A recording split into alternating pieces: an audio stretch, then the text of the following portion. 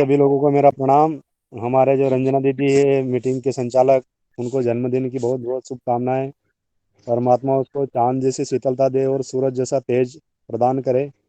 इसके लिए रंजना दीदी को और साथ में हमारे मेहरा जी, सदन के सदस्य भी, उनको भी जन्मदिन हम मनाते हैं। जैसे आज का जो विषय है भारत और इंडिया, जन्मदिन हम मनाते हैं तो हमारे परंपराओं संस्कृति के अनुसार हमें मनाना चाहिए, यज्ञ करके या दीप प्रज्वलित करके। ये केक काटना और जन्मदिन के ऊपर दीपक लगा करके फिर उसको बुझाना, ये हमारी संस्कृति के खिलाफ है। इसको ना अपनाते हुए हम जन्मदिन पर हमारे घर में यज्ञ करवाएं, या 5 है, 11 है, 21 ऐसा दीप प्रज्वलित करके हम जन्मदिन मनाएं, तो हमारी संस्कृति को भी बढ़ावा मिलेगा और हमारे पर्यावरण की भी सुरक्षा होगी। जी ओम। जी जी, बहुत बहुत धन्यवाद आदरणीय बने सिंह भाई साहब। और हम इसी विषय पर आज चर्चा करने वाले हैं, इंडिया एवं भारत पर चिंतन। तो पहले एक दो हैंड राइज ले लेते हैं और फिर हम अगला सेक्शन स्टार्ट करते हैं। जी, जी संगीता जी है, आपने हैंड राइज किया है।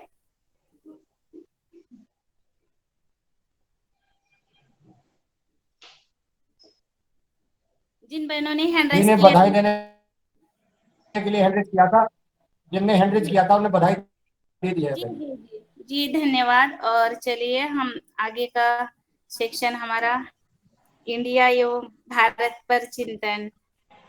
तो आज की ये सुंदर कविता है। और एक मिनट,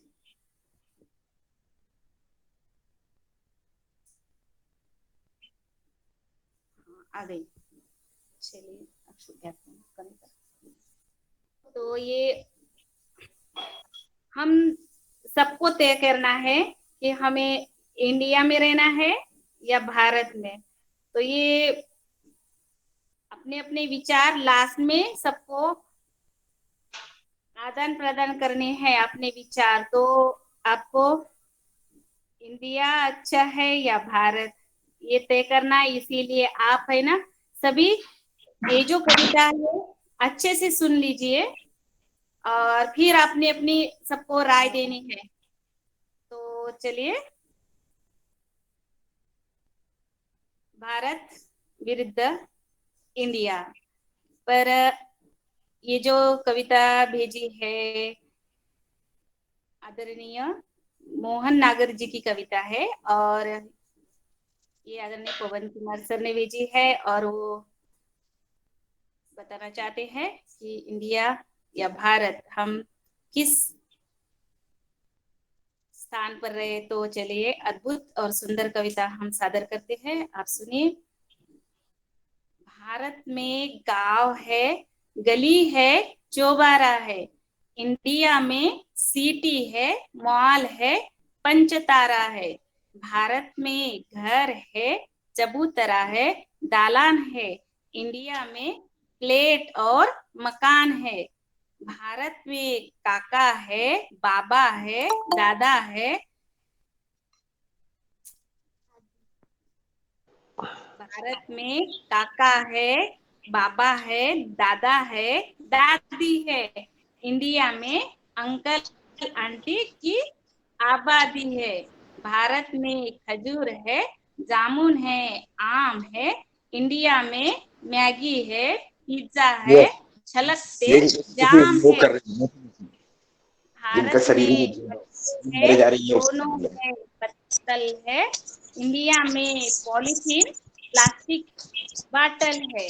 भारत में गाय है, घी है, मक्खन के कंडे है।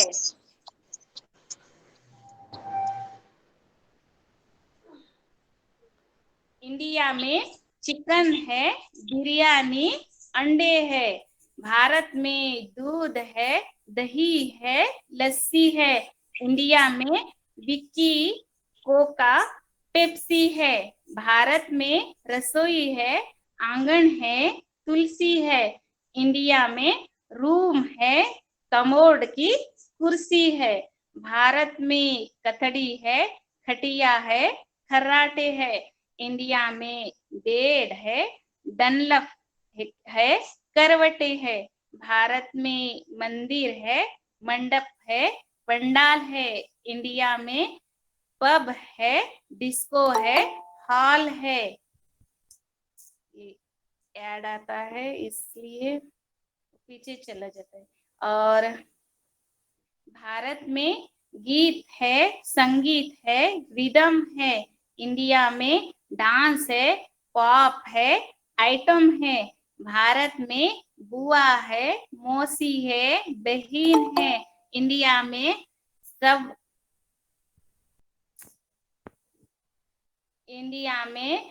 सब के सब कजीन है। भारत में पीपल है, बरगद है, नीम है। इंडिया में वॉल पर पूरे सीन है। भारत में आदर है, प्रेम है, सत्कार है। इंडिया में स्वार्थ है, नफरत है, दुत्कार है। भारत में हजारों भाषा है, बोली है। इंडिया में एक अंग्रेजी बड़बोली है। भारत सीधा है, सहज है। भारत सीधा है, सहज है, सरल है। इंडिया धूर्त है, चालाक है, कुटिल है। भारत में संतोष है, सुख है, चैन है। इंडिया बदहवास, दुखी, बेचैन है। क्योंकि भारत को देवों ने, संतों ने, वीरों ने रचाया है। इंडिया को लालची अंग्रेजों ने बसाया है। मैं भारत हूँ, भारत में रहना चाहती हूँ। अपने संतानों को भारत ही देना चाहती हूँ। तो ये ऐसी सुंदर कविता थी। तो अब आप तय कर लीजिए, आप सभी को आपने सुन ली होगी, आपको इंडिया में रहना है या भारत में रहना है। अपने अपने इस पर अपने अपने अपने अपने बात रखिए, अपने अपने विचार रखिए। जी धन्यवाद।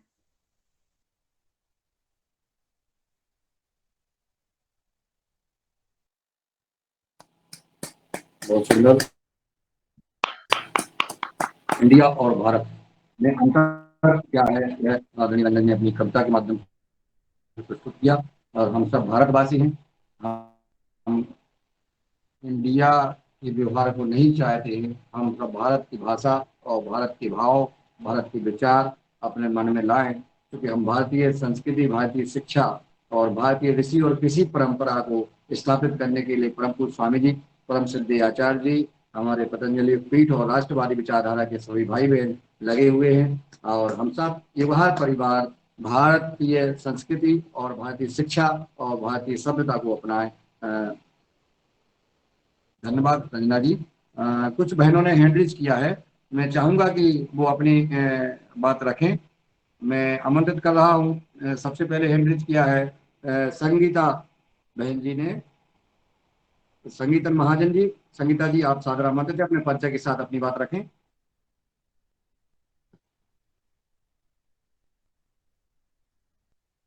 आदरणीय सोनाली बहन जी, सोनाली देशमुख जी, आप सादर आमंत्रित हैं।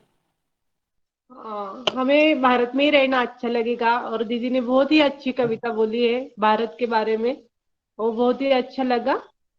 हमें भारत में अच्छा लगेगा। बहुत सुंदर। आदरणीय लता जी,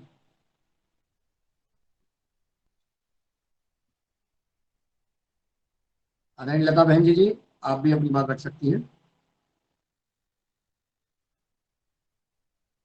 आदरणीय भारती पटेल जी, भारती पाटिल जी,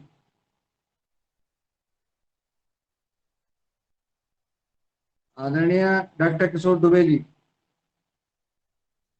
धन्यवाद मुंडीलाल जी। कविता बहुत अच्छी रही, सोच भी बहुत अच्छी है। इसकी बुनियाद जो बनी है, भारत और इंडिया, ये दोनों शब्द तो पता है, सभी को पता है, बरसों से पता है। लेकिन भारत विरुद्ध इंडिया, यह शायद पता नहीं है। और भारत विरुद्ध इंडिया या इंडिया वर्सेस भारत, यह सबसे पहले बात रखी है किसान नेता शरद जोशी जी ने 1980 में या उसके भी पहले, कि इंडिया जो है वो इंडिया भारत का शोषण करता है। इंडिया में प्रोसेसिंग, पैकेजिंग और मार्केटिंग है और भारत में प्रोडक्शन है। तो इसीलिए जैसा गांधी जी कहते थे कि हिंदुस्तान में देहातों का शोषण शहर करते हैं, यह गांधी जी का सिद्धांत था कि जितने भी शहर है उस समय, तो वो शहर देहातों का शोषण करते हैं। इस तरह का गांधी जी का जो सिद्धांत था, उसी को शरद जोशी जो किसान नेता थे, वर्ल्ड बैंक की 45,000 रुपए माह की सैलरी उस समय छोड़ के, हर महीने में 45,000 रुपया वर्ल्ड बैंक से मिलता था और वर्ल्ड बैंक में काम करते थे, वो छोड़ के भी हिंदुस्तान में गरीबों की व्यवस्था क्यों नहीं दूर हो रही, इसके लिए पूरा चिंतन करके जब आए थे और उन्होंने बात रखी कि हिंदुस्तान में इंडिया वाले भारत का शोषण करते हैं। और अलग अलग इकोनॉमिक्स के प्रोफेसरों के साथ में और स्टैटिस्टिक्स के साथ में, कई अर्थशास्त्रियों के साथ में सब बातें रखी थी। तो उन बातों में तो मैं नहीं जाऊंगा, वो तो एक अलग चर्चा का और अलग चिंतन का विषय है। लेकिन आज भी स्थिति लगभग वही है। हम यदि किसी भी क्षेत्र में देखें, बड़े बड़े कॉलेजेस, चाहे मेडिकल, इंजीनियरिंग, कृषि के कुछ भी हो, वो सब शहरों में बसे हुए हैं, इंडिया में बसे हुए हैं। और हम गरीब परिवार के जो भारतवासी है, अपने बच्चों को साल की 1 लाख 2 लाख फीस भरने के लिए अपन तरसते हैं। इस प्रकार के शिक्षा व्यवस्था में भी भारत बनाम इंडिया हमको दिखता है। कृषि व्यवस्था में तो है ही, आज भी जो मार्केटिंग, चाहे डिजिटल हो कुछ भी हो, तो किसान बेचारा अपना उत्पादन करता है और उत्पादन करने के बाद में जितने भी ट्रेडर्स है, व्यापारी है, प्रोसेसर्स है, मार्केटिंग वाले हैं, पैकेजिंग वाले हैं, सब इंडिया में बैठे हैं और वो जैसा तय करेंगे उसी प्रकार के भावबाजी मिलती है और भारत में बसे हजारों लोगों का शोषण होता है। जितना भी आप चाहे घर बनाने की बात करो और भी करो, तो उसका सारा साहित्य जो है, वो सारा साहित्य होता है प्रोडक्शन भारत में, लेकिन उसकी प्रोसेसिंग करके फिर प्लाईवुड बनता है, ग्रिल गेट बनता है, जितनी भी चीजें बनती है, और उन्हीं चीजों को, यानी जिसको हम पक्का माल बोलते हैं, कच्चा माल तो भारत में बनता है, पक्का माल का प्रोसेसिंग करके फिर वो शहर में आता है और फिर वही कतार चलती है। सीमेंट की प्रोडक्ट, हमारे एरिया में चंद्रपुर डिस्ट्रिक्ट है, जहाँ पे 8-10 सीमेंट की फैक्ट्री है। वहां पे लेबर जो काम करते हैं वो सब भारतवासी है, लेकिन उसके जो मालिक है वो सब मालिक इंडिया वासी है और वहां पे भी शोषण चलता है। तो ऐसे में दो चार ही आपको नमूने बताए, हर क्षेत्र में इस तरह का शोषण चल रहा है। और ये शोषण जब तक रुकता नहीं है, और उसके लिए मोदी जी जैसा स्ट्रांग नेता, जिसको हम डिसीजन मेकर्स बोलेंगे, कि भाई जैसा 370 वहां से कश्मीर में हटा दिया, इसी तरह की कुछ व्यवस्था परिवर्तन, सिर्फ मामूली परिवर्तन से बात होने वाली नहीं है। तो इस तरह से जब स्ट्रांग व्यवस्था परिवर्तन की बात आएगी, तभी ये भारत का शोषण रुकेगा। यही हमारी मिसाल है। और इसीलिए फिर जो व्यवस्था बनानी पड़ेगी कि भारत का शोषण होगा ही नहीं, और उसमें भागीदारी जो होंगी जो पॉलिसी मेकिंग में, वो पॉलिसी मेकिंग में सिर्फ इंडिया वाले नहीं बैठेंगे, तो इंडिया के साथ साथ उतने ही सदस्य जो है हर क्षेत्र में भारतवासी भी बनेंगे, और इंडिया और भारतवासी मिलके देश के लिए जो पॉलिसीज है उसमें सहभागी होंगे। यह जब तक होता नहीं है, तब तक भारत का शोषण अविरत अविचल चलते ही रहेगा। इसको रोकने की हम सब परिजनों की सहभागिता आवश्यक है। यही मेरा विचार है, और इसी के साथ मैं मेरे वाणी को विराम करता हूँ। धन्यवाद।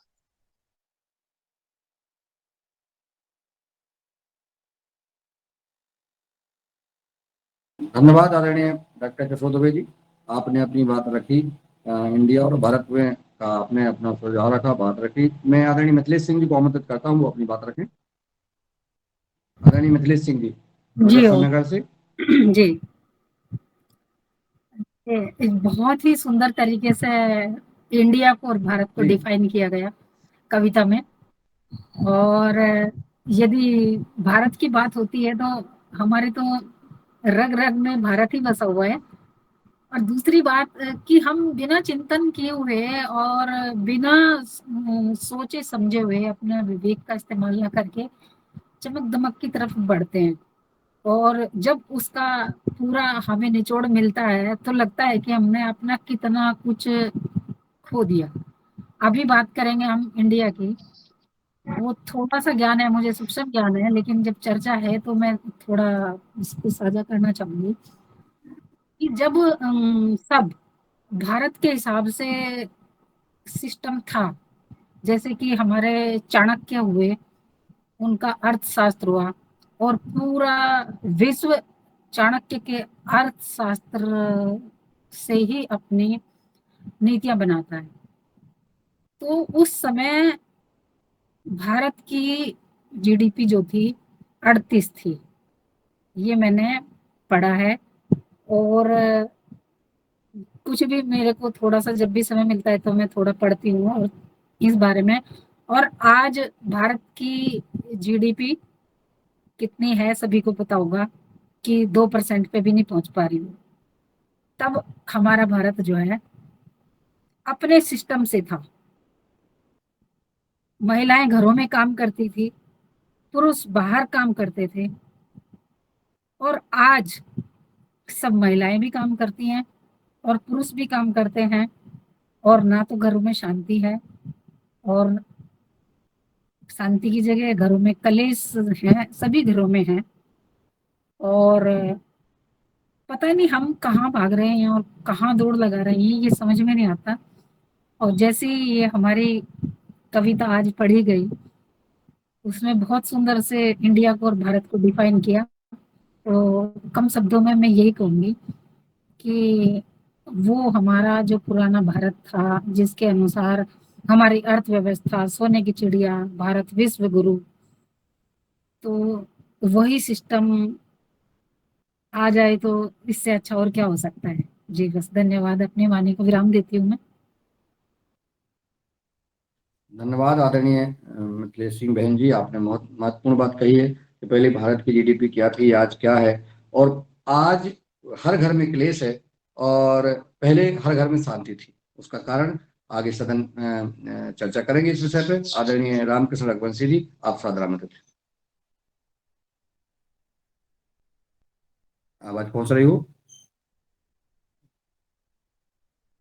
आदरणीय ज्योति पाटिल जी, बहन जी सादर आमंत्रित हैं।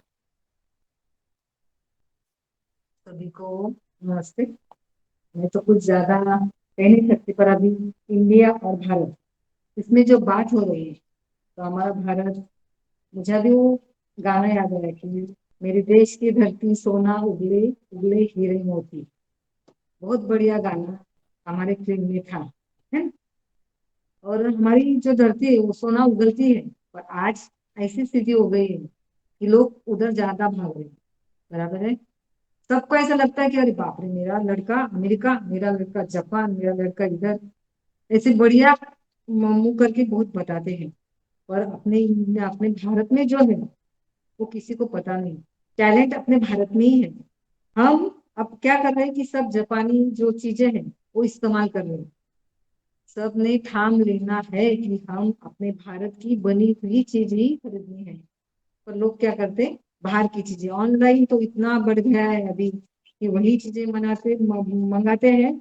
और मोदी जी ने इतनी बड़ी बात करी है, पर उसको लोग ध्यान नहीं देते। हम्म?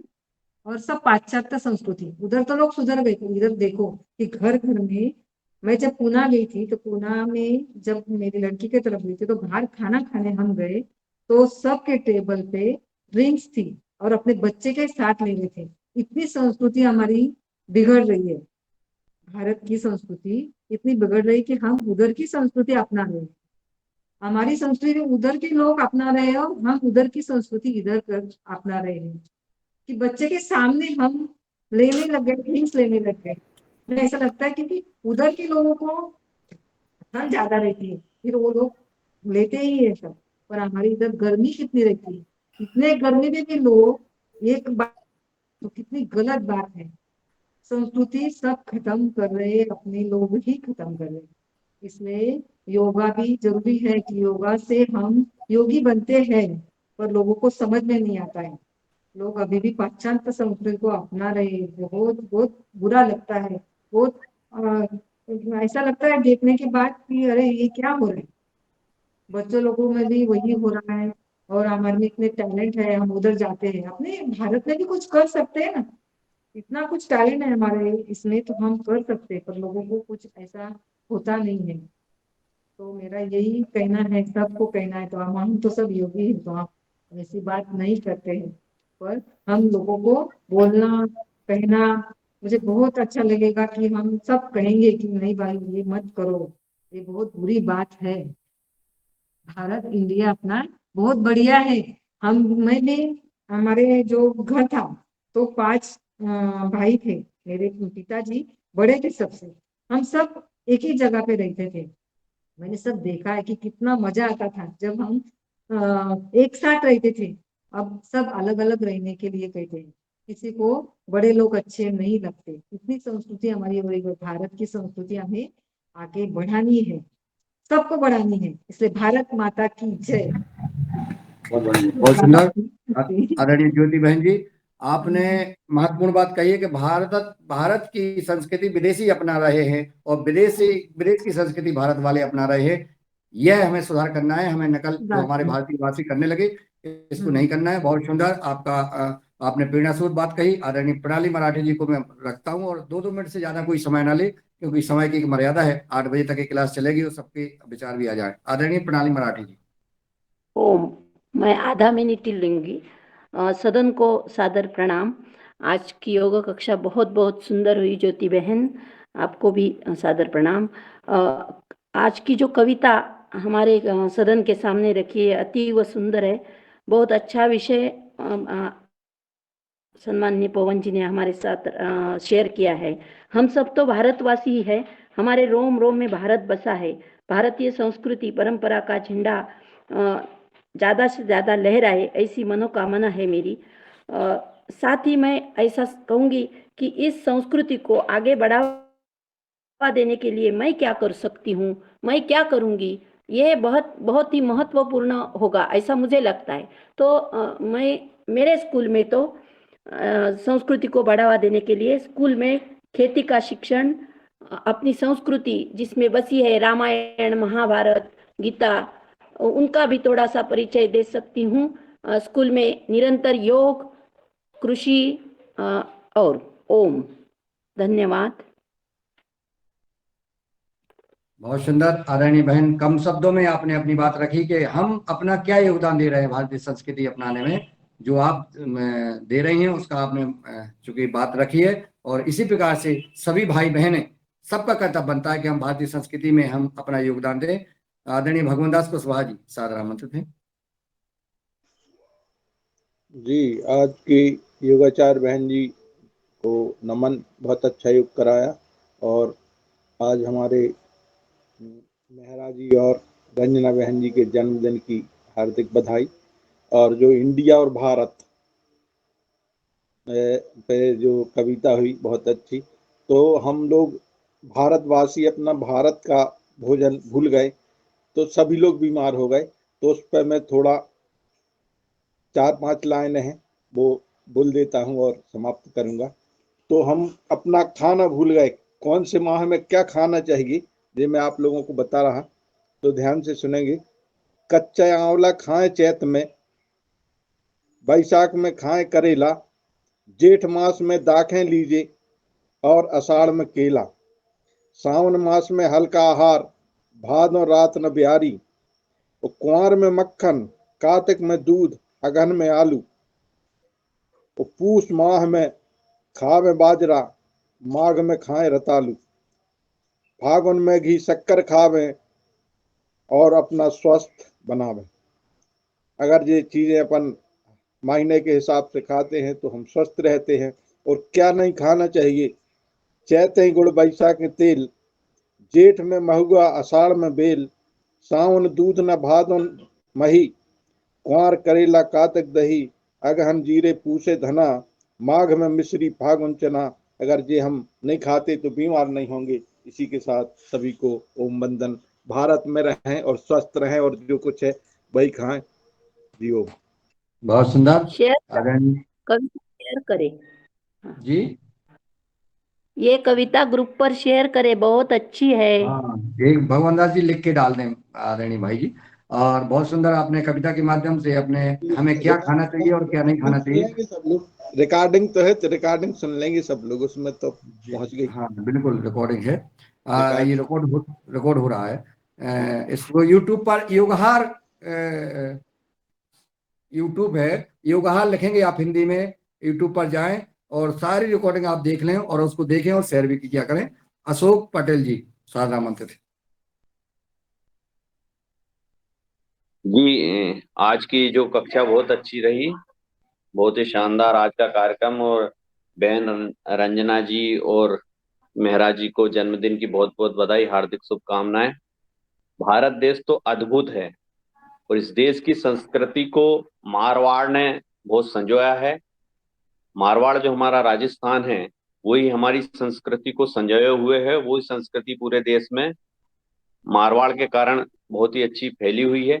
लेकिन अब समय परिवर्तन है तो ये विदेशों से पाश्चात्य संस्कृति हमारे देश में आ रही है, वो बहुत गलत है। क्योंकि विदेश में भोगवादी संस्कृति है और हमारे देश में योगवादी संस्कृति है। तो भोगवादी संस्कृति में आदमी को मानसिक शांति नहीं मिल सकती। वह व्यक्ति उच्छृंखलता में जीता है, आर्थिक रूप से संपन्न हो सकता है, लेकिन वो मानसिक रूप से इतना विचलित होता है कि वो हरे राम हरे कृष्णा जपने के लिए अपने यहाँ अपनी संस्कृति में डूबने के लिए मथुरा वृंदावन के मंदिरों में विदेशी लोग आते हैं। वे क्यों आते हैं? क्योंकि अपनी संस्कृति श्रेष्ठ है। अपनी रामायण ने अपने को सिखाया है कि भाई से भाई का कर्तव्य क्या होता है, सेवक का सेवक के प्रति कर्तव्य क्या होता है। जो अपने धर्म ग्रंथ है वो अपने को सिखाते हैं कि अपने कर्तव्य क्या है, आपस में कैसा रहना चाहिए, कैसा जीना चाहिए, और इस हिसाब से समाज जीता है। अभी आप देखिए संयुक्त परिवार की व्यवस्था, ये अपने देश में बहुत है। हमने विदेश में देखा, हमारे यहाँ से भी कुछ अच्छे व्यवहार के लोग विदेश गए और अच्छे परिवार की बहुएं भी गए, लेकिन वो वहां विदेश में रहकर उनका तलाक हो गया और मतलब उनका जीवन छिन्न भिन्न हो गया, एक तरह से बोल सकते हैं। और अपनी जो संस्कृति, भारत की संस्कृति है, वो बांध के रखती है, लोगों को जीवन जीना सिखाती है। अपने परिवार में देखो, हर हिंदू जो संस्कृति है उसमें हर वर्ष हर महीने त्योहार आते हैं और वो त्योहार अपने को सिखाते हैं। जैसे भाई बहन का त्योहार रक्षाबंधन, इसमें भाई की बहन की रक्षा भाई करता है, उसमें शपथ लेता है, वो रक्षाबंधन का त्योहार है। अपना उल्लास का त्योहार, जिसमें प्रकृति भी एकदम से उल्लासित हो जाती है, वो होली का त्योहार आता है। धन्य धान साफ सफाई वैभव का त्योहार है, जिसमें पूरी साफ सफाई होती है, वो लक्ष्मी माता की पूजन होती है। वो दीपावली का त्योहार है। ये जो त्योहार है, ये अपनी संस्कृति में अपने को जीना सिखाते हैं। इसीलिए भारत को अद्भुत अजीब देश कहा गया है। मैं भी विदेश 5, 7, 8 देश होके आया, वहां देखा, मेरे को वो सब चीज का मैंने अवलोकन किया, वहां की धरती, वहां की हवा, वहां की सब चीज। लेकिन वो सब चीज देखने के बाद में मैंने पाया कि ये भारत भूमि पुण्य भूमि, ये ऐसी भूमि आपको कहीं नहीं मिल सकती। इसमें पर्वत है, पहाड़ है, बर्फ है, नदियां हैं, झरने हैं, रेगिस्तान है, सब कुछ हिंदुस्तान में है, पूरे विदेश में जो चीज है। इसलिए भारत भूमि पुण्य भूमि, अद्भुत भूमि जिसमें अपन ने जन्म लिया है, ये भारत भूमि को हम नमन करते हैं, इसकी संस्कृति को नमन करते हैं। और जैसे गांव में जिस परिवार में रहते हैं उसमें नमन करते हैं। तो ये संस्कृति अपने को ये सिखाती है कि अपने परिवार में मिलजुल के रहो, अपने माता पिता की सेवा करो, अपने राष्ट्र की सेवा करो, अपने पर्यावरण की सेवा करो। और इसी सेवा में आप सभी पतंजलि के लोग, जिसमें मुन्नी लाल जी, बहन रंजना जी और जो आपकी पूरी जो टीम लगी हुई है, इसमें आपका अद्भुत योगदान है। आप बहुत पुण्य का कार्य कर रहे हो। जो लोग इससे जुड़े हुए हैं वो भी इससे शिक्षा ग्रहण कर रहे हैं। सभी लोगों को धन्यवाद। ओम। बहुत सुंदर आदरणीय अशोक भाई जी। आपने बहुत महत्वपूर्ण बात कही है कि जो लोग लगे हुए हैं वाकई में सही है, और जो आपने भारतीय संस्कृति और व्यवहार की बात कही है बहुत उत्तम बात है। हम सबको इसी व्यवहार में परम पूज्य स्वामी जी, हमारे परम सिद्धे आचार्य जी और राष्ट्र ऋषि आदरणीय नरेंद्र भाई मोदी जी इसी तारतम्य में लगे हैं। माननीय अमित शाह जी सहित जो हमारे भारत का जो भारतीय संस्कृति है, आज चाहे हमारे योगी आदित्यनाथ जी हों, चाहे ये भारतीय संस्कृति आज जो देखने को मिल रही है, परिवर्तन हो रहा है, और हम सबका इसी प्रकार का संवाद होता रहे, और जो सुन रहे हैं वो अपने स्तर से अपनी समर्थता के अनुसार इसका विस्तार करें, भारतीय संस्कृति पुनः वापस हो, ऐसी प्रार्थना। आदरणीय भूपेंद्र शास्त्री जी, सादर आमंत्रित। जी ओम, मेरी आवाज प्राप्त हो रही है? हेलो जी जी जी। आज के योगाहार कार्यक्रम के इस मंच पर उपस्थित समस्त बंधुओं का, भगिनियों का मैं हृदय की अनंत गहराइयों से धन्यवाद ज्ञापित करता हूं। एवं आज हमारे ग्रुप के दो श्रेष्ठ व्यक्तित्व आदरणीय दद्दू श्री रमेश चंद्र मेहरा को उनके जन्म दिवस की हार्दिक शुभकामनाएं प्रेषित करता हूं। एवं महाराष्ट्र के इस योगाहार कार्यक्रम में महाराष्ट्र की जो हमारी बहन है रंजना, उनको बहुत बहुत जन्म दिवस की हार्दिक बधाई देता हूं, शुभकामनाएं देता हूं, शुभेच्छा देता हूं। आज का विषय बड़ा ही बहुत जोरदार है। भारतीय की चर्चा करना है, इस पे इंडिया के बारे में बताना है। बहुत समय पहले हम एक गीत गाया करते थे, महाकौशल प्रांत के एक हमारे शिक्षक होते थे, वो गाते थे, मुझे याद आ रहा है उसकी कुछ लाइनें यदि स्मरण में आती है तो मैं आपको सुनाता हूं। माँ भारती की स्वर्णिम, माँ भारती की स्वर्णिम माटी हमें है चंदन, माटी हमारी पूजा, माटी हमें है वंदन। माँ भारती की स्वर्णिम माटी हमें है चंदन, माटी हमारी पूजा, माटी हमें है वंदन।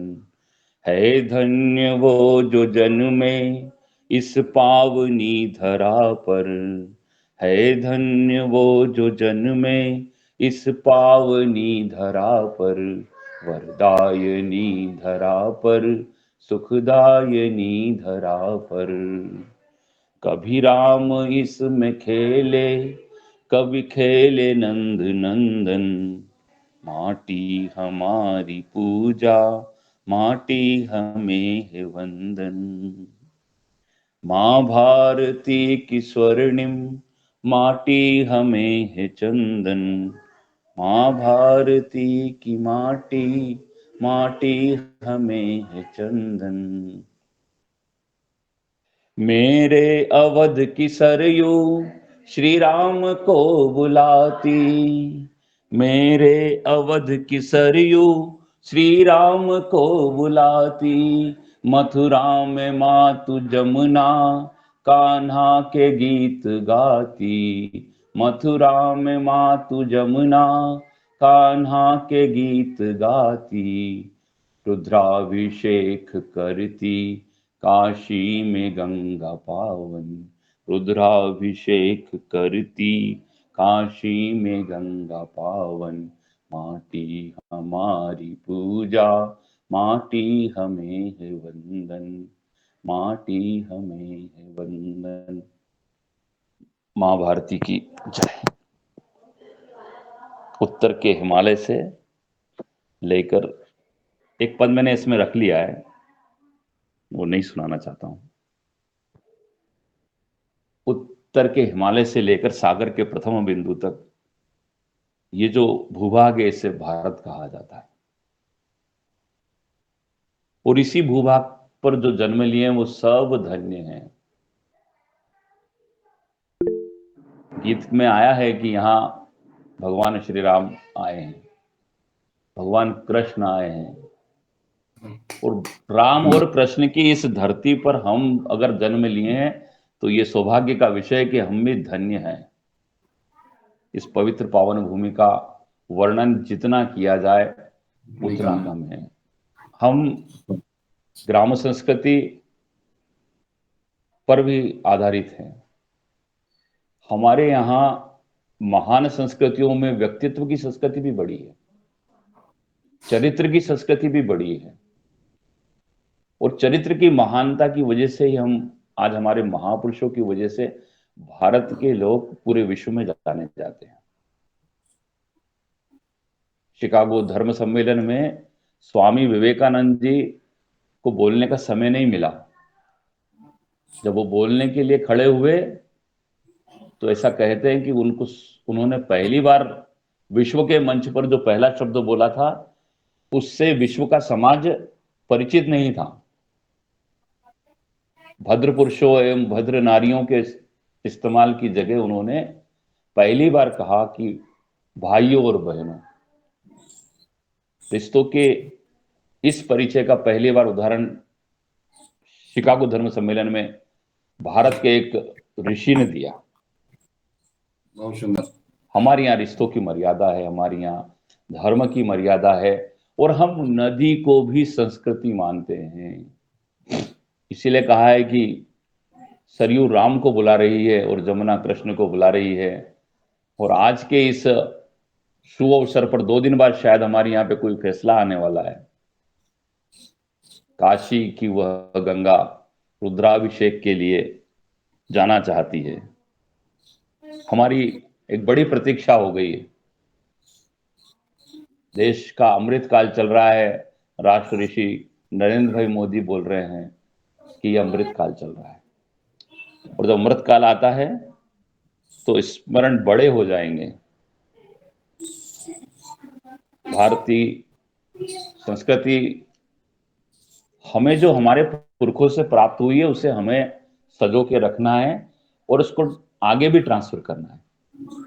अपनी आने वाली संतति को हम कुछ दे के जाएं, ऐसा विचार जिस दिन भारतीय परिवार शुरू कर देंगे, कुछ ना कुछ दें।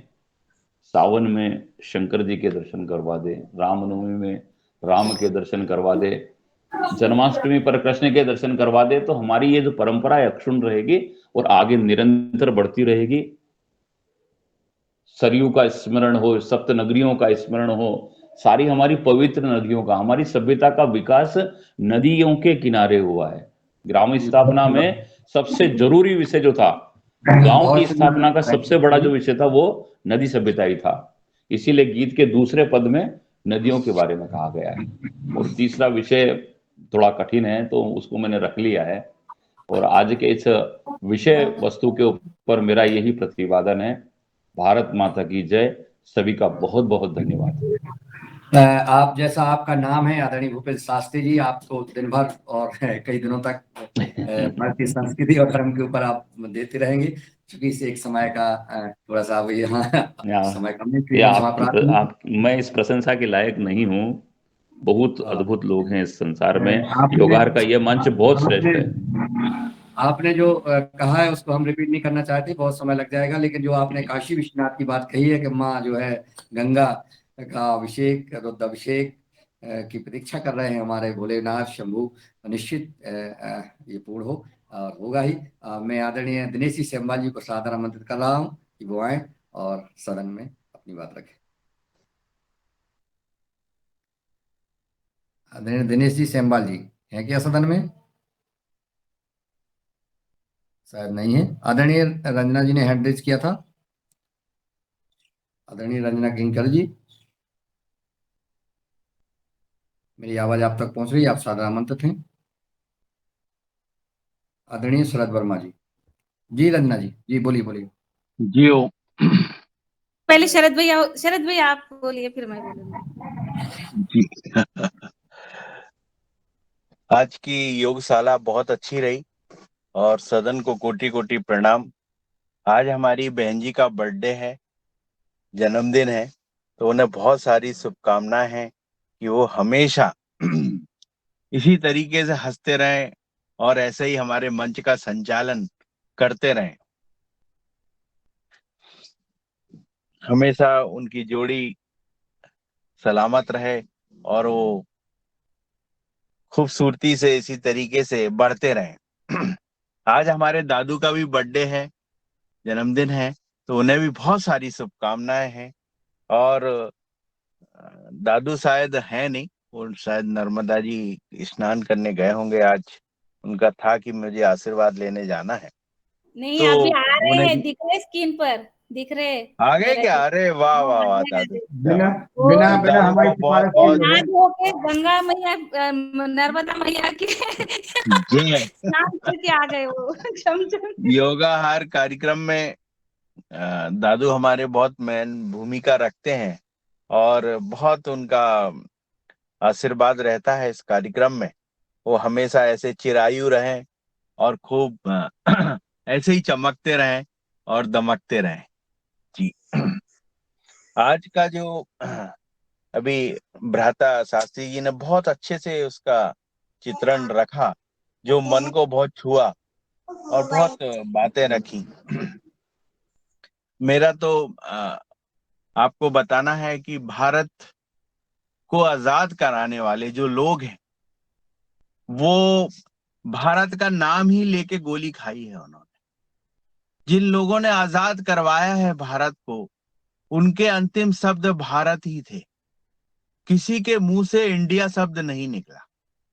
जितने भारतीय, जितना ने भी अपनी जान दी, ऐसा कोई जाति समाज ऐसा नहीं है। हर समाज के हर व्यक्ति ने इस भारतवर्ष को आजादी के लिए अपनी आहुति दी, अपने सीने पे गोली खाई। हमारा इतिहास गवाह है कि इस भारत को इतनी बड़ी जंजीर से छुड़ाने वाले जो भारतीय हैं, जिन्होंने इस भारत देश को आजाद कराया है, आज उनके नाम से कोई जिले का नाम नहीं है, राज्य का नाम नहीं है।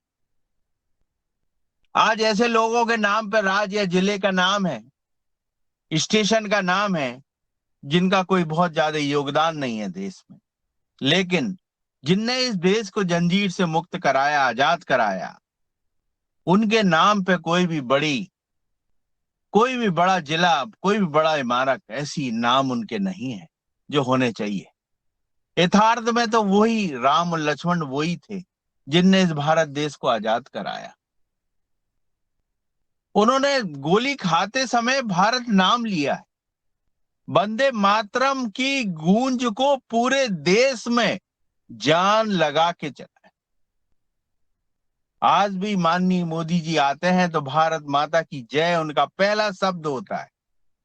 कभी उनने इंडिया की जय नहीं बोला, उन्होंने भारत माता की जय बोला है। और जितने भी प्रधानमंत्री हुए, सभी ने भारत माता की जय का गुंजान किया है। इसका पूरे भारतवर्ष, पूरे वर्ल्ड में, पूरी पृथ्वी में अगर देखा जाए तो भारत माता की जय होते। हमारे स्वामी जी भी जब बोलते हैं तो भारत माता की जय अवश्य यूज करते हैं। वो भारत माता की गुंजान बगैर कहे शायद कोई भी अपना योग चालू नहीं करते। जहां भी जिसने भी भाषण दिया है विशिष्ट लोगों ने, उन्होंने भारत माता ही उनके जीवन पे सबसे पहला शब्द आया है। और जिन लोगों ने इस भारत माता के लिए आज भी जो बॉर्डर पे काम कर रहे हैं और जो इसको सजाने में लगा हुआ है जो किसान, और इसको जो बचाने में लगा हुआ है जो सैनिक, उन दोनों की मेन भूमिका है। उन दोनों को बहुत तवज्जो देनी चाहिए। आज इस भारतवर्ष को सुरक्षा रखने के लिए हजारों सैनिक अपनी जान की आहुति दे रहे हैं और आज भी अपनी जान को जाते जाते भारत माता के शब्द का गुंजान करते हैं। क्या है इस भारत माता में, ऐसी क्या चीज है जो आदमी अपनी जान हंसते हंसते दे देता है? ये छोटी मोटी चीज नहीं है साहब, ये इतनी बड़ी चीज है कि ये कहीं जान क्या, लाखों जान, जितने भी जन्म हो जाएं, इसके लिए निछावर है। ये हमेशा सुरक्षित रहे और भारतवर्ष के सभी लोग बड़े खुशमान सभी तरीके से रहें। सभी समाज ने इसमें एक माला की तरह इसको सजा के रखा है और बना के रखा है। आज योगी लोग आए हैं, माननीय मोदी जी हैं, परम पूज्य गुरु जी हैं, ये देश को मजबूती की तरफ ले जा रहे हैं। कैसे, कहां से मजबूत किया जाए, इस जहाज रूपी भारत में कहाँ कहाँ छेद है उनको बंद किए जाए, इसमें लगे रहते हैं। रात दिन इस भारत को सजाने में जो लोग लगे हुए हैं, ऐसे सभी लोगों को, सभी महानुभूतियों को सादर नमन करता हूं मैं, चरण वंदन करता हूं उनके, कि ऐसे लोग जो भारत देश को सजाने में, बनाने में, सुरक्षा में लगे हुए हैं, ईश्वर उन्हें हमेशा खुश रखे और हमेशा उनकी तरफ आशीर्वाद रहे। जियो। धन्यवाद आदरणीय शरद वर्मा जी, आपने इतने महत्वपूर्ण शब्दों के साथ आज हम सबको जो कहा है। आपने भारत माता की जैसे शुरुआत तो कही ही है, और आपने जिन महान पुरुषों ने को देश को आज़ाद किया है उनके नाम से हमारे नरेंद्र भाई मोदी जी ने ऐसा शुरुआत की है। रानी कमलावती, जो भोपाल हबीबगंज का नाम बदल करके रानी कमलावती रखा है, जो झांसी की रानी हमारी महारानी लक्ष्मीबाई के नाम से जो रेलवे स्टेशन का शुरुआत की है, ऐसी शुरुआत हो रही है। आपने बहुत अच्छी बात कही है, क्योंकि राष्ट्र ऋषि कहते हैं हम नरेंद्र भाई मोदी जी को, हमारे योगी जी और हमारे माननीय शिवराज जी, और जो लगे हैं ये भारतीय, जो आपने कहा ऐसा होने वाला है कि हम महान पुरुषों के नाम पर बड़ी बड़ी इमारतें और बड़े शहरों के नाम रखे जाए। भारत बचाने के में जवान और भारत को सजाने में किसान समर्पित है। यह आपने महत्वपूर्ण शब्द कहे हैं। समय बहुत कम है, बहुत वक्ता हैं और बहुत अपनी बात रखने के इच्छुक है। आदरणीय रवि आदित्य जी ने भी हैंड रेज किया है। बहन रंजना जी को सुनेंगे, रविशंकर मेहरा जी को हम सुनेंगे। मैं इसके पहले मैं आदरणीय पवन जी को आमंत्रित कर रहा हूं, क्योंकि 8 बज रहे हैं, उनका कहीं ना कहीं महत्वपूर्ण कार्य में जाना होता है। तो मैं चाहूंगा कि आदरणीय पवन कुमार जी आए और वो अपना हम सबको मार्गदर्शन दें। फिर हम आदरणीय रवि आदित्य जी को और रविशंकर मेहरा जी और रंजना जी को सुनेंगे। आदरणीय पवन कुमार जी। जी नमस्ते, नमस्कार, ओम। बहुत सुंदर आज की कक्षा, योग कक्षा भी बहुत सुंदर रही है। और सबसे पहले मैं आदरणीय रमेशन मेहरा जी को सादर प्रणाम करते हुए उनके जन्मदिन पर बहुत बहुत शुभकामनाएं देना चाहता हूँ। उनसे भी अभी सुनेंगे उनकी बात जो है, और साथ ही रंजना जी को भी बहुत बहुत शुभकामनाएं। बहुत सुंदर तरीके से आप दोनों के जीवन में बहुत सारी खुशियां आए, और सभी इस प्रकार से हम लोग मिलजुल करके जो करते हैं, बहुत सुंदर हमारा ये एक दूसरे के साथ परस्पर स्नेह और एक दूसरे के साथ संवाद, एक दूसरे के प्रति सम्मान, और एक दूसरे का जो हमारा जो अनुभव है हमारे अभी तक के, बहुत सुंदर है। इसको आपको दोनों को बहुत बहुत शुभकामनाएं। आज की हमारी योग कक्षा भी बहुत सुंदर रही है, बहुत बढ़िया। और बीच बीच में जो सांस्कृतिक जो हमारे सदस्य अपना योगदान देते हैं, उन सबको बहुत बहुत धन्यवाद। भारत और इंडिया के ऊपर जो आज विषय है, इसमें दो चीजें कई बार मुझे लगता है कि हम इसको एक तरह से इमोशनल हो जाते हैं जब हम बात करते हैं भारत की और इंडिया से उसकी तुलना करते हैं। एक तो इमोशन होता है पहला, रूरल वर्सेस अर्बन, शहरी वर्सेस ग्रामीण। ये हम मान के चलते हैं कि ग्रामीण क्षेत्रों में जो कुछ हो रहा है वो सब अच्छा हो रहा है, शहरी क्षेत्रों में ज्यादातर जो चीजें हो रही हैं अच्छी नहीं हो रही। इसमें कुछ हद तक के सत्यता भी है, लेकिन मेरा मानना यह है कि इन चीजों को हमें एक बड़े उस नजरिए से देखने की जरूरत है कि हम इन चीजों को कैसे समझें और इसमें कैसे दृष्टिकोण अपना सही नजरिए से समझने का प्रयास करें कि सब जगह पर सब कुछ अच्छा नहीं हो रहा है। पहले तो मेरी बात यह है, पहले तो मेरा मानना यह है, शहरी क्षेत्रों में भी लोग अगर आपस में साथ मिल करके रह सकते हैं, परिवार के रूप में, एक एक्सटेंडेड फैमिली के रूप में रहते भी हैं, और बहुत सारे लोग हैं भी ऐसा करने वाले, वहां पर भी होती है, वहां पर भी वो आराम से रह पाते हैं और अपने आप को भारत का हिस्सा मानते हुए भी अपने क्रियाकलाप करते हैं, कर सकते हैं। वो सारी संभावनाएं हैं। दूसरी तरफ अगर मैं देखूं, ग्रामीण क्षेत्रों में भी बहुत तेजी से इंडिया पनप रहा है।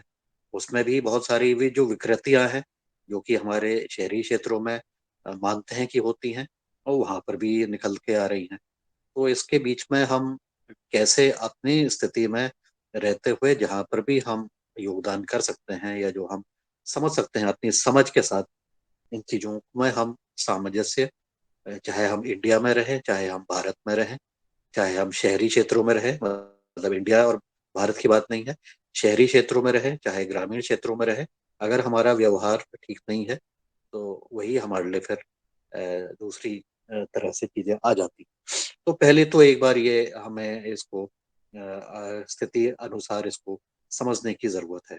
और कई बार ऐसी व्यवस्थाएं बन जाती हैं जिसकी वजह से लोग विस्थापित होकर के एक छोटे एक शहर में आकर के उनको मजबूरी में रहना पड़ता है और अपने जीवन यापन के लिए भी कुछ न कुछ कार्य करने पड़ते हैं। उनके पास इतनी फ्लेक्सिबिलिटी नहीं हो सकती है कि वो जो भौतिक चीजें हैं और जो प्राकृतिक संसाधन है उसके साथ वो जिंदगी व्यतीत कर सकें।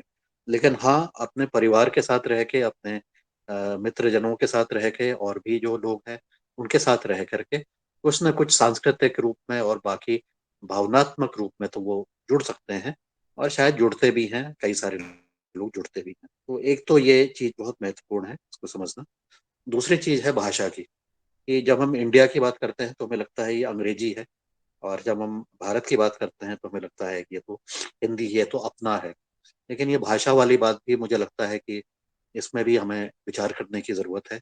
अब यहाँ से विदेश जाकर के भी लोग अगर अपनी संस्कृति की पहचान बनाए रख सकते हैं और वहाँ रहते हुए भी अपना योगदान उसमें करते हैं, और उनको अपने भारत की याद भी आती है, तो उसमें अगर वो जीवन यापन के लिए वहाँ गए या बेटर पॉसिबिलिटी के लिए वहाँ गए, तो शायद यहाँ पर कुछ मजबूरियां रही होंगी।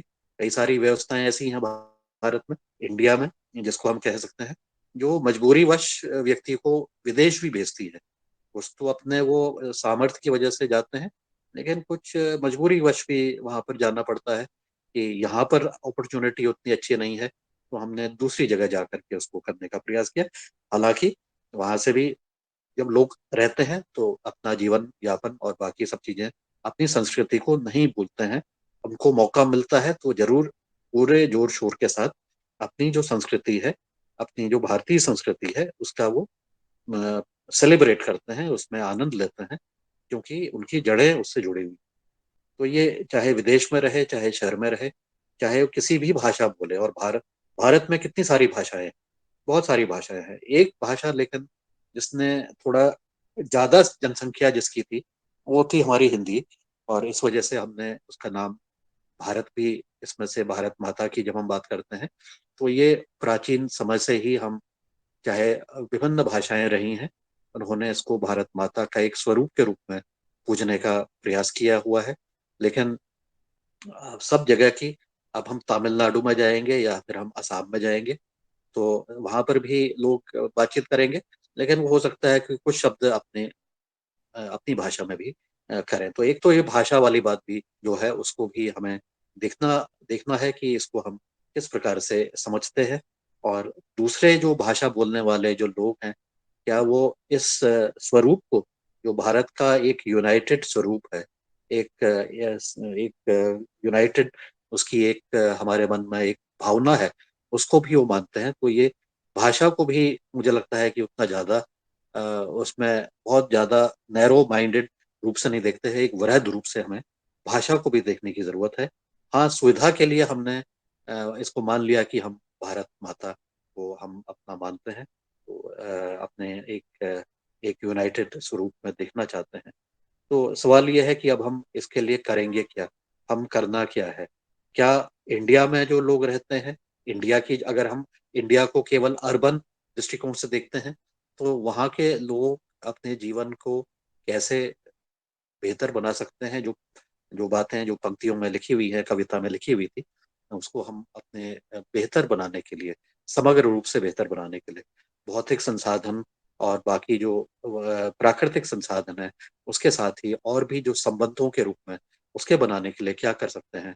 और जो हमारे ग्रामीण क्षेत्रों में रहने वाले जो लोग हैं, जो कि भौतिकवादिता की तरह बहुत तेजी से बढ़ रहे हैं, बहुत तेजी से उसमें विस्तार हो रहा है, बहुत सारी चीजें उसमें हो रही हैं, उसमें वो भारत की तरफ कैसे बढ़ सकते हैं, दोनों का झुकाव भारत की तरफ किस प्रकार से हो, और जो आगे जो एक विनाशकारी रास्ते में जा रहे हैं, उनका रिवर्सल कैसे हो सके, उनको सबसे पहले तो रोकना है, उसके बाद उनको वापस लाने का प्रयास करना है। इस बारे पर भी अगर हम चिंतन करते हैं, उसके बारे में चर्चा करते हैं, और अपने ऐसे साथियों के साथ चर्चा करते हैं जो कि मजबूरी में इस तरह की व्यवस्थाओं में रहने के लिए मजबूर हो गए हों, या जो जिनको जानकारी नहीं है, जानकारी का अभाव है, अरे हमने तो सोचा ही नहीं इस बारे में भी उनसे चर्चा करते हैं, बातचीत करते हैं, तो जरूर कुछ ना कुछ बदलाव हमारे बीच में ही आ सकता है। हमारे कई बार ऐसे लोग होते हैं जो मजबूरीवश किसी भी एक परिस्थिति में रहने के लिए मजबूर होते हैं, उनके पास विकल्प नहीं होता है। वो विकल्प को देने के लिए कम से कम एक मॉरल सपोर्ट ही हम लोग दे सकें, इससे भी हम शायद आगे इस क्रम में आगे बढ़ने का, आगे एक दूसरे को सहयोग देने का काम कर सकते हैं। तो ये कुछ बातें आज की इस चिंतन के ऊपर, भारत बनाम इंडिया, मैं कुछ एक दूसरे दृष्टिकोण से मैंने अपनी बात कहने का प्रयास किया है। अब इस पर भी हम आगे भी जरूरत हो तो आगे अगर बहुत प्रश्न रह गए हैं तो कल भी हम इस बारे में चर्चा कर सकते हैं, और जो चीज सकारात्मक रूप से की जा सकती है उसको भी करने का प्रयास कर सकते हैं। सभी को बहुत बहुत धन्यवाद। पुनः दोनों हमारे बर्थडे जन्मदिन के उपलक्ष्य में रमेश चंद्र मेहरा जी और रंजना जी को फिर से बधाई और बहुत बहुत शुभकामनाएं। नमस्कार। बहुत बहुत धन्यवाद आदरणीय पवन सर जी। आप पर्दे के पीछे हम सबका मनोबल बढ़ाते हैं, हम सबको मार्गदर्शन देते हैं, राह दिखाते हैं, और आपके कुशल नेतृत्व और सफल मार्गदर्शन में योगाहार कार्यक्रम आज हमारा 820 दिन पूर्ण कर रहा है, और इसी की वजह है आपका स्नेह। इसी प्रकार से हम सबके ऊपर बना रहता है और बना रहे, और आप सदा इसी प्रकार से स्वस्थ रहे, सुखी रहे, प्रसन्न रहे, और देश भर में, भारत भर में ये जो प्राकृतिक जैविक खेती है, सामाजिक समरसता है, सामाजिक क्रांति है, इसको आप आगे बढ़ा रहे हैं, और आपका बहुत बहुत शाबाश, धन्यवाद। अब मैं आदरणीय रवि आदित्य जी को सादर आमंत्रित करता हूँ कि वो आए और अपनी बात करें। जी बहुत बहुत धन्यवाद मुनीलाल जी। वैसे तो समय की मर्यादा पूर्ण हो गई है, तो जैसे आदरणीय पवन सर का तो उद्बोधन बहुत प्रासंगिक और अद्भुत रहा, और विश्लेषण के साथ उन्होंने कहा, तो मेरी ओर से एक अनुरोध ये थी कि क्या इस चर्चा को हम लोग कल लेके चले जाते, क्योंकि 8 के ऊपर हम लोग चले गए हैं, 8:07 हो रहा है, तो कल इस चर्चा को हम लोग करेंगे जितने बचे हुए लोग हैं उनके साथ में। जी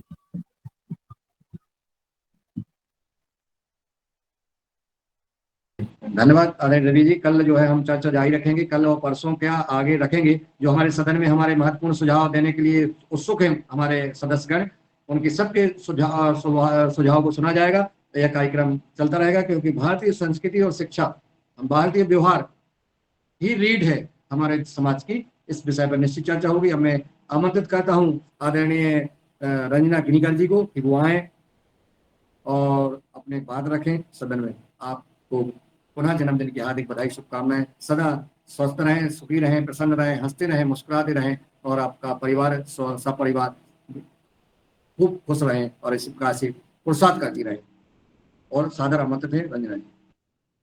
जी धन्यवाद आदरणीय भाई साहब, और पूरे सदन को मेरे तरफ से आप सभी को धन्यवाद। और मगर मैं आज आदरणीय रमेश चंद्र मेहरा जी को ये मंच सौंप देती हूँ कि वो अभी आभार वो अपने तरफ से करे।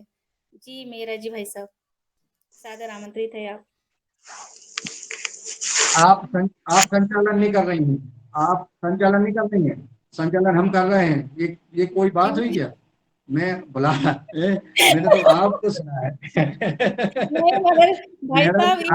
उनको चैन नहीं पड़ रहा है कि मेहरा जी कब आ जाए। मेहरा जी भाई साहब को मैं ये रंजना जी, अभी मेहरा जी से अभी फाइन लेना है। सारे लोगों ने सुबह से बधाई दे रहे हैं, और ये नर्मदा जी चले गए, यहाँ है ही नहीं। हम लोग सब लोग बधाई देने लगे, सब लोग कह रहे हैं मेहरा जी है नहीं है, तो इसलिए पहले तो मेहरा जी से एक जो है शरद भैया तय करेंगे सारे सदन को क्या लेना है फाइन आज का। तो सब हार्दिक बधाई, शुभकामनाएं। ये चेहरा जो हंस रहा है, इसी प्रकार से आप हंसते रहें, मुस्कुराते रहें, और पूरे सदन को आनंदित करते रहें। आपको पुनः बहुत बहुत शुभकामनाएं, बहुत बहुत बधाई, बहुत बहुत धन्यवाद। और मैं आमंत्रित करता हूँ कि आप आए, अपनी बात रखें और सबका आभार ज्ञापित करें। आदरणीय मेहरा जी। ओम रंजना जी, जी ओम। तुम्हारे जन्मदिन पर हार्दिक शुभकामनाएं। जीवेत शरद शतम। रंजना जी योग करते रहो, सिखाते रहो, धन्यवाद ताई।